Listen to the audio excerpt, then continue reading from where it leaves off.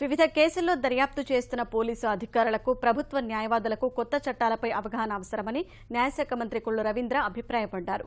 విజయవాడలో ఆహార భద్రతా శాఖ ఆధ్వర్యంలో నిర్వహించిన కొత్త చట్టాలు వాటిపై అవగాహన అనే కార్యక్రమంలో ఆయన ముఖ్య అతిథిగా పాల్గొన్నారు. ఈ కార్యక్రమంలో Vijayawada police commissioner Gautam Sawang, IPS అధికారులు, ప్రభుత్వ న్యాయవాదులు పాల్గొన్నారు. ఇటువంటి అవగాహన కార్యక్రమాలు అన్ని జిల్లా కేంద్రాలలో త్వరలో నిర్వహించనున్నామని మంత్రి కొల్లు రవీంద్ర తెలిపారు. పోలీస్ డిపార్ట్మెంట్ కూడా ఏ రకంగా ఇన్వెస్టిగేట్ చేయాలి, మరి త్వరితగతిన చేసినటువంటి ఇన్వెస్టిగేషన్ కూడా చట్టాలని ఏ రకంగా అమలు చేసే విధంగా పొందుపరిచే విధంగా వాళ్ళు కేసెస్ని బిల్డప్ చేయాలనేది ఒక అవగాహన కలిగించుకుంటాం.